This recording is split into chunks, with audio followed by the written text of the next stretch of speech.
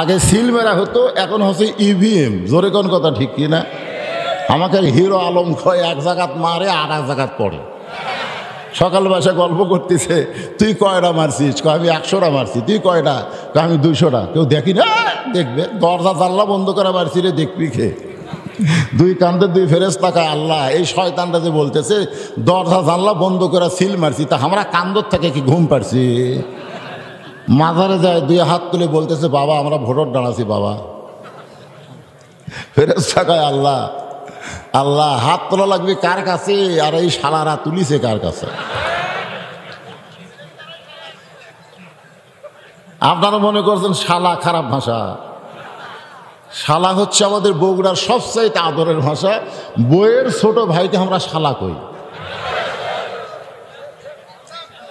আমার বাবার কোনো মেয়ে নাই, আমার বাবার কোনো মেয়ে নাই, আমরা 4টা ভাই। আমার সামনে যখন শালারা দুলাভের কাছ থেকে 100-200 টাকা নিত, তখন আমি কানতাম আর বলতাম, আল্লাহ আমি যদি কারো শালা হওয়ার পারতাম তাহলে আমিও টাকা পেতাম।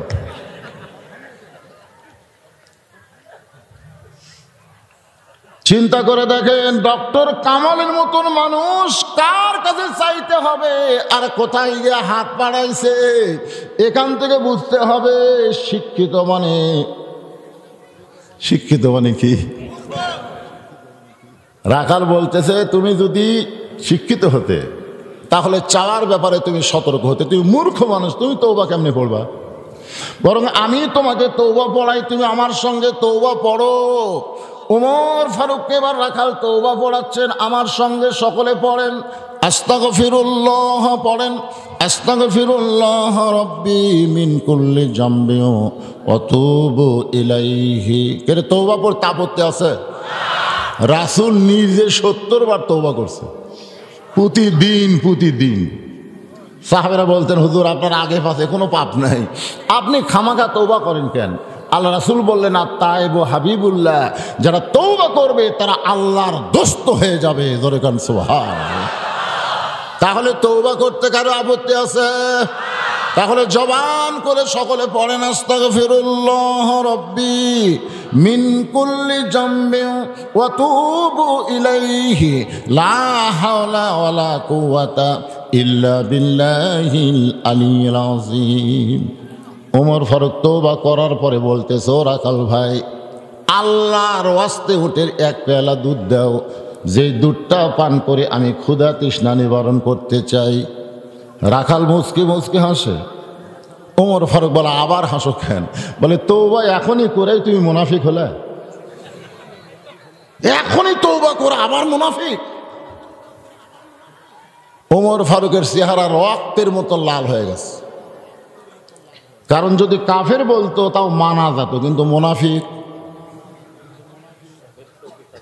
খালি খারাপ। মুনাফিকেরা থাকবে জাহান্নামের সবচাইতে নিচে। সাহাবীরা বললেন, হুজুর মুনাফিকের খাদ্য কি হবে? আল্লাহ রাসূল বললেন, উপর থেকে কাফেরেরা যে পেশাব পায়খানা করবে, নিচে থেকে মুনাফিকেরা সেটা খাবে। সাহাবীরা বলতেছে, ইয়া রাসূলুল্লাহ, এই বদমাইশ মুনাফিক কোন দল থেকে বার হবে? আল্লাহ রাসূল বলবেন, কাফেরের মধ্যে কোনো মুনাফিক নাই, ইহুদি খ্রিস্টানদের মধ্যে কোনো মুনাফিক নাই। মুনাফিকের আবাদ হবে মুসলমানের ভিতরে। আর বর্তমানে গোটা পৃথিবীর সবচাইতে বেশি মুনাফিকের আবাদ হচ্ছে বাংলাদেশে। জোরে কোন কথা ঠিক না?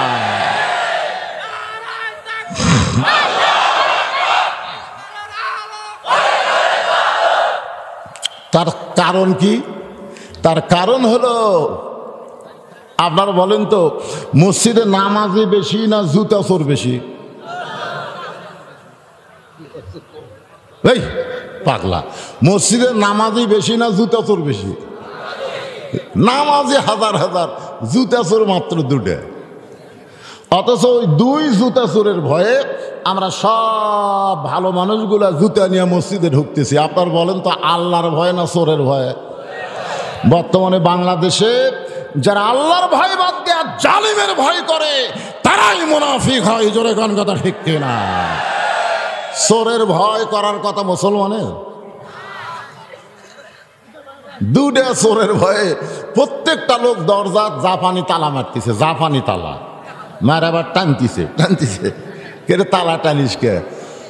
কই চোরের ভয়, চোরের ভয়। এটিও আজ আবার শুনলে হবে, কে রে তো আসতে করবার দিবে না রে। একটু মনোযোগ দিয়ে শুনতে হবে, অত্যন্ত গুরুত্বপূর্ণ বিষয়। বর্তমান বাংলাদেশের প্রেক্ষাপটে আমাদের জানার দরকার আছে না নাই? সূরা মুলকের 2টা আয়াত দিয়ে আপনাদের সামনে আজকে তাফসীর হবে। লিয়াবলুয়াকুম আইয়ুকুম আহসানু আমালা। ওমর ফারুক চেহারা রক্তের মতো লাল করে বলে, মুখে যা আসে তাই বলো মিয়া, আমার মধ্যে মুনাফিকের কি দেখলে? রাখাল বলতেছে, লিমা তাকুলু মা লা তাফালুন। তোমার মুখের কথার সাথে অন্তরের মিল নেই। ওমর ফারুক বললেন, রাখাল আমার মুখের কথার সাথে অন্তরের মিল নেই, তুমি কেমনে বোঝো? রাখাল বলে, পথিক তুমি সত্যি করে বলে তো, আমি কি উটের মালিক? আমি যদি উটের মালিক হইতাম তুমি আমাকে রাখাল বলতা না। আর যখন রাখাল বলেছো তখন তোমার মন বলতেছে আমি উটের মালিক না। আর মালিক বাদ দা রাখালের কাছে কেউ যদি আল্লাহর হস্তেও চায়, রাখাল দিবার পারবে। যার প্রমাণ আমি নিজে। আপনার বাইকোলা ও আজ শেষ করে কেবল টেস্ট থেকে নামছি, ইতিমধ্যে এক লোক দৌড়ে এসে আমার হাতের মধ্যে কর করা চকচকা 100 টাকা লোড দিয়ে বলতে, হুজুর দোয়া করেন। টাকা পকেটে থুয়ে বললাম, ভাই কি দোয়া? হুজুর আমার বইয়ের পেটে একটা সন্তান আইছে, আপনি দোয়া করেন আল্লাহ যেন পুত্র দেয়। তখন আমি পকেট থেকে 200 টাকা বের করে দিলাম। বলে, হুজুর আমি তো টাকা চাইনি, দোয়া চাইছি। আমি গেলাম, পাগলা তুইও যা হমতে। আমি পরপর 3টা মেয়ের বাপ, আমার দোয়া দিয়ে যদি পুত্র সন্তান হতো তাহলে আমার বইয়ের পেটে আল্লাহ দিত। তা আমার দোয়া দিয়ে যদি আমার বইয়েরই পুত্র সন্তান না হয় তাহলে তোর বইয়ের হবে? তখন আমার কয়, হুজুর আপনি টাকা আপনি নেন, আমার নামক দেন। ওর টাকা যখন ওরে দিছেই মারতেছে দৌড়। আমি খপ করে হাত ধরে বললাম, কোথায় যাবি? বলে, যেই হুজুরের বেটা চলে আছে আমি সেই হুজুরের কাছে যাব। আমি বললাম, কোনো হুজুরের কাছে না, কোনো পীরের কাছে না, কোনো মাজারে না। পাবার যদি চাও, যিনি দিবার পারে কেবলমাত্র তারই কাছে চাও, তিনি হলেন আমাদের আল্লাহ। রাখাল বলে, পথিক সত্যি যদি উটের 1 পেয়ালা দুধ চাও আল্লাহর হস্তে, তাহলে এখান থেকে মালিকের বাড়ি হলো 10 মাইল দূরে। ওই 10 মাইল দূরে তুমি মালিকের দরজা গিয়া বল, মালিক তোমার রাখাল উট আর দুম্বা চড়াই, তুমি মালিক যদি হুকুম দাও তাহলে রাখাল আল্লাহর হস্তে উটের 1 পেয়ালা দুধ দেবে। ওমর ফারুক বলে, রাখাল ভাই কষ্ট করে অত দূর মালিকের বাড়ি যাওয়ার দরকার নাই, বরং তোমাকে 2টা টাকা দিচ্ছি, এই 2 টাকার বিনিময়ে তুমি উটের 1 পেয়ালা দুধ দাও। রাখাল চিৎকার করে বলে, পথিক তুমি কি হযরত উমরকে চেনো? সোনালা বলেন। রাখাল হযরত উমরকেই বলতেছে, পথিক তুমি কি হযরত উমরকে চেনো? উমর যেদিন থেকে আল্লাহর কোরআন দিয়ে রাষ্ট্র চালায়, সেদিন থেকে উমরের একদল গুপ্ত বাহিনী আছে, যারা যদি দূর থেকে দেখতে পায় তুমি আমাকে 2 টাকা ঘুষ দিছ, আর আমি মালিক বাদ দিয়ে তোমাকে উটের 1 পেয়ালা দুধ দিলাম, তাহলে তোমাকেও ধরবে আমাকেও ধরবে। এই বর্ষে তুমি ধরা পড়বার চাও?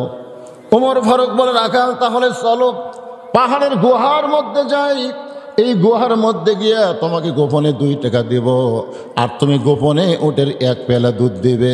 উমরের গুপ্ত বাহিনীও দেখতে পাবে না, তোমার মালিকও জানতে পারবে না। রাখাল চিল্লায় বলে, ভণ্ড তুমি, ভণ্ড তুমি, ভণ্ড। উমর ফারুক বলে, রাখাল আমার মধ্যে ভণ্ডামির কি দেখলা?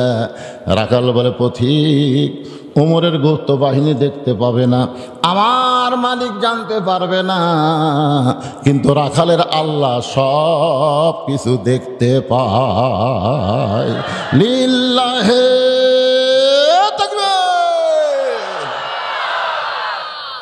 ওমর ফারুক মারছে দৌড়, পাহাড়ের পাদদেশে গিয়ে জায়নামাজ বিছায় কাঁদতেছে আর বলতেছে, আল্লাহ তোমার কোরআন এত সুন্দর, তোমার কোরআনের শাসন যখন চালু থাকবে তখন প্রত্যেকটা মুসলমান যে আল্লাহকে দেখে নাই সে আল্লাহ সব দেখতেছে, এই বিশ্বাস তার কলিজার মধ্যে চলে আসবে।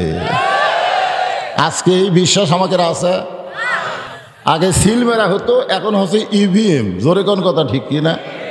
আমাকে হিরো আলম খয় এক জায়গাত মারে আর এক জায়গাত পড়ে। সকাল বাসে গল্প করতেছে, তুই কয়টা মারছিস? আমি 100টা মারছি। তুই কয়টা? আমি 200টা। কেউ দেখি না, দেখবে দরজা জানলা বন্ধ করে মারছি রে, দেখবি খে। দুই কান্দে দুই ফেরেশতা কয়, আল্লাহ এই শয়তানটা যে বলতেছে দরজা জানলা বন্ধ করে সিল মারছি, তা আমরা কান্দর থেকে কি ঘুম পারছি? তোমার দুই কান্দে দুই মোহরি লিখিতেছেন ডায়েরি, দুই কান্দে দুই মোহরি লিখিতেছেন ডায়েরি, দলিল দেখে রায় দিবে, টাকা পয়সার নাই কারবার। সবাই বলেন আছেন আমার মুক্তার, আছেন আমার বারিস্টার, শেষ বিচার। জোরে বলেন কোন বিচার? আরো জোরে। দুনিয়ার এগুলো বিচার নাকি? বাংলাদেশে যে বিচার চলতেছে এগুলো বিচার? আমার ওয়াজের ক্যাসেটে শোনেন নাই? 6 বছর ধরে আমের বাগান করছে। জ্যৈষ্ঠ মাসে দেখবার গেছে আম পাকছে কিনা। যা যায় গাছের ডালে বসে ছোট্ট ছেলে আম পাড়তেছে আর ব্যাগের মধ্যে ঢুকাচ্ছে। বাগানের মালিক, আমি খাই নাই, পরিবারের কেউ খায় নাই, আর তুই আমার গাছে ধরে আম পাড়তেছিস, তোর বাপক যা বিচার দেবো রে, এই তোর বাপক যা বিচার দেবো। ছেলে খালি মুচকে মুচকে হাসে। বাগানের মালিক বলে, হাসিস কেন? বলে, বাবা কোথায় যা বিচার দেবেন, আমার বাবাও তো আর এক গাছে চড়ছে। তাকায় দেখে ওর বাপ খালি আম পাড়ে আর বস্তা ভরায়। গাছের নিচে বসে কান্দের, বলে আল্লাহ বিচার দিব কার কাছে? বেটাও চোর, বাপও চোর। আজকে আমাদের অবস্থা কি? একটু মনোযোগ দিয়ে শোনেন। ওমর ফারুক চোখের পানি বের করে কান্দের, বলে আল্লাহ তোমার কোরআনে এত ক্ষমতা, যেই কোরআনের সমাজ যখন চালু থাকবে তখন না দেখা আল্লাহকে মানুষ কলিজার মধ্যে জায়গা দিয়া কেউ না দেখলে ওকে দেখতেছে। আরো জোরে, জোরসে বলুন।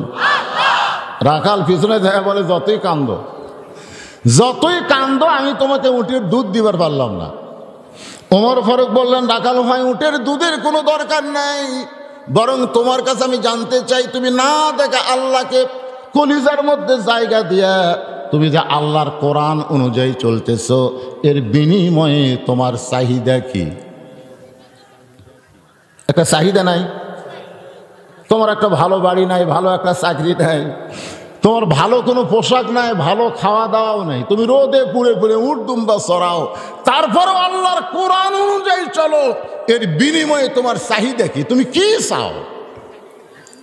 সঙ্গে সঙ্গে রাখাল চোখের পানি বের করে বলে, পথিক আমার চাহিদা হলো রব্বানা, সকলে পড়েন, রব্বানা আতিনা ফিদ দুনিয়া হাসানাতাও ওয়া ফিল আখিরাতি হাসানা ওয়া কিনা আযাবান নার।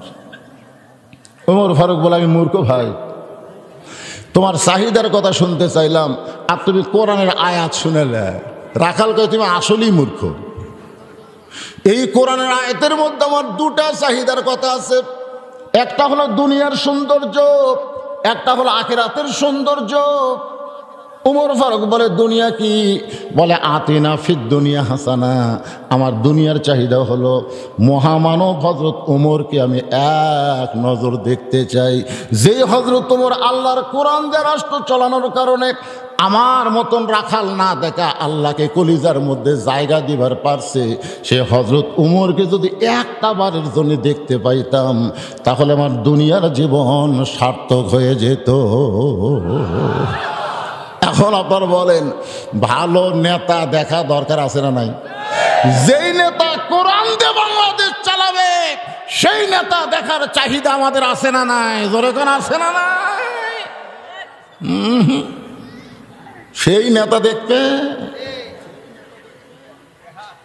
রাখাল বলে, আমার 1 নম্বর চাহিদা হলো মহামানব হযরত ওমরকে আমি এক নজর দেখবার চাই। যে উমর আল্লাহর কোরআন দিয়ে রাষ্ট্র চালানোর কারণে আমি না দেখা আল্লাহকে কলিজার মধ্যে জায়গা দিবার পারছি, সেই উমরকে যদি দেখতে পাইতাম তাহলে দুনিয়ার চাহিদা আল্লাহ আমার পুরা করত। আমার 2 নম্বর চাহিদা হলো অফিল আখিরাতে হাসানা, ওয়াকিনা আযাবান্নার। আমার 2 নম্বর চাহিদা হলো আমি রাখাল যখন মরে যাওয়ার পরে অধম রাখালকে আল্লাহ যেন জান্নাত দেয়। ওমর ফারুক দৌড়ে এসে আমার দিকে খেয়াল করে, এবার হাতটা ধরছে, ধরেই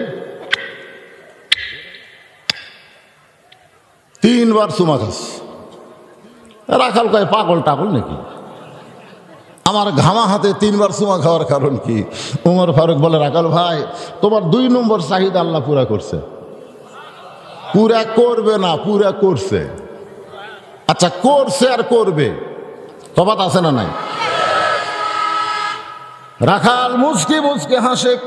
ওমর ফারুক বলে, রাখাল তোমার 2 নম্বর চাহিদা আল্লাহ পুরা করছে। মরার সঙ্গে সঙ্গে আল্লাহ তোমাকে 8টা জান্নাতের মালিক বানায় দিবে। রাখাল মুচকি মুচকি হাসে। ওমর ফারুক বলে, এই রাখাল সুবহানাল্লাহ কোস না কেন? আল্লাহ তোকে 8টা জান্নাত দিয়ে দিবে, সুবহানাল্লাহ কোস না কেন? এটা বগুড়ার ভাষা, সুবহানাল্লাহ কও না কেন? রাখাল মুচকি মুচকি হাসে আর কয়, মরে গেলে জান্নাত পাবো। এই বাকি কথা ভালো শোনাচ্ছে, কিন্তু হযরত ওমরকে এক নজর দেখতে পাবো, এই নগদ কথা বলতে তোমার কোন জায়গাত বাজে? একটা হলো নগদ, একটা হলো বাকি। টাকা দিল 10, বেশ তো ফসাফস। টাকা দিল 20, বেশ তো দিয়ে দিস। আমাদের বগুড়াতে এক বক্তা আছে, মিলানি বক্তা, মানে যা দিবেন ওই সাথে সাথে মিলা কয়। এই জন্য নাম হলো মিলানি। ওর নাম কি? ওই একদিন ওয়াজ করতে বলতে টাকা দিল 10, বেশ তো ফসাফস। আমি আসার পরে বললাম, কে ভাই ফসাফস মানে কি? তুই যে কইলি টাকা দিল 10, বেশ তো ফসাফস, ফসাফস মানে কি? বলে ফসাফস মানে ঢুকতিতে বাড়াচ্ছে। তো এটা একটা দোয়া হলো? হুজুর মিলে আর মিলে দিলেই হবে। তো মরা গেলে জান্নাত পাবো, এই কথা তুমি সহজেই বললা, কিন্তু হযরত ওমরকে এক নজর দেখতে পাবো, এই কথা বলতে তোমার কোন জায়গাত বাজে? ওমর ফারুকের চোখ দিয়ে পানি পড়তেছে, আর মনে মনে চিন্তা করে, যেই লোকটা আমাকে তওবা পড়াছে, জোরে কোন কি পড়াছে? যেই লোকটা আমাকে মুনাফিক কইছে, যেই লোকটা আমাকে ভণ্ড কইছে, এখন যদি বলি আমি ওমর, বলাও সারা, হাট ফেল করে মরাও সারা। জোরে কোন কথা ঠিক কিনা? কারণ কি পড়াছে মনে নেই আপনার? কি পড়াছে? তওবা পড়াছে, মুনাফিক করছে, ভণ্ড করছে। এখন যদি বলে, ভাই তুমি যে ওমরকে দেখবার চাও না, সেটা আমি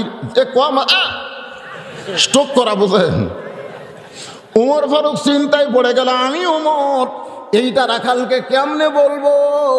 এমন সময় আল্লাহর কোরআন বলতেছে, উদউ ইলা সাবিলি রাব্বিকা বিল হিকমাহ। ওমর তুমি যে ওমর, এটা ডাইরেক্ট যদি বলার পরিবেশ না পাও, তাহলে হেকমতের সাথে। জোরে কোন কিসের সাথে? বর্তমানে বাংলাদেশে যে পরিবেশ চলতেছে, আমরা বক্তারা ডাইরেক্ট কোনো কথা বলবার পারতেছি না। জোরে কোন কথা ঠিক কিনা? তাই বলে কি হক কথা বাদ দিবেন? ডাইরেক্ট না হোক, হেকমতের সাথে বলা লাগবেই। জোরে কোন কথা ঠিক কিনা? ওমর ফারুক দেখেন আল্লাহর কোরআন, উদউ ইলা সাবিলি রাব্বিকা বিল হিকমাহ। হিকমাহ, তুই যে ওমর এইটা রাখালকে বললে রাখাল হাট ফেল করবে, তাই বলে বলবি না? বলা লাগবে তো। ওমর ফারুক বললেন, রাখাল ভাই, সত্যিই যদি হযরত ওমরকে দেখতে চাও, তাহলে তোমাকে ফজরের নামাজ সামনে কাতারে আদায় করা লাগবে। ফজরের নামাজ যদি সামনে কাতারে আদায় করো, মেহরাব দিকে লক্ষ্য করে দেখবা যে মানুষটা ইমামতি করতেছে, ওই মানুষটি হলেন হযরত ওমর।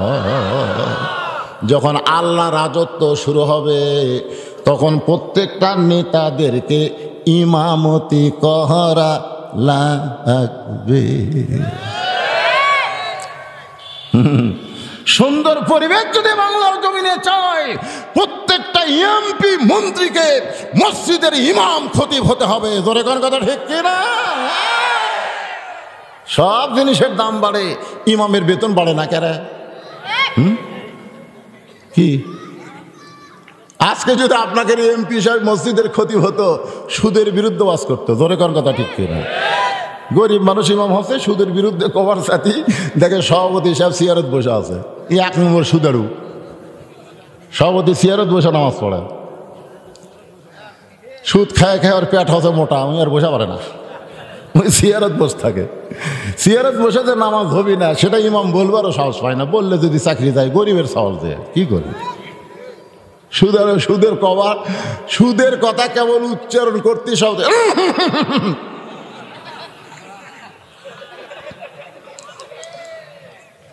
জোরে কাশ দিছে, জোরে কাশ দেখতেছে না। সুদের কথা বাদ দিয়ে ঘুষের, কেবল ঘুষের ওয়াজ করবার চাইতে সেক্রেটারি হলো কাস্টম অফিসার, মাঝে মধ্যে নামাজ পড়বার আসে, কেবল ঘুষে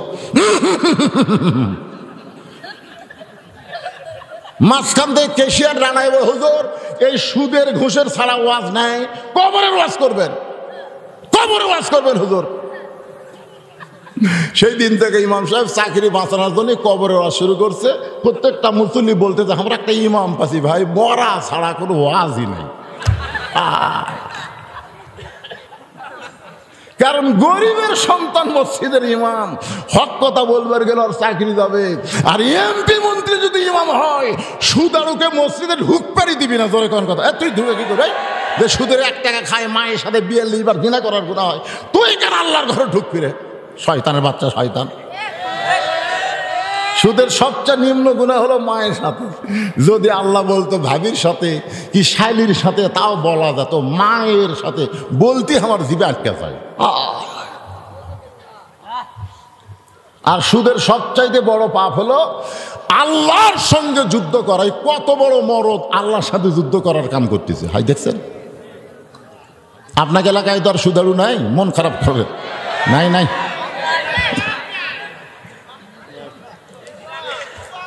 আল্লাহর বান্দার একটু মনোযোগ দিয়ে শোনেন।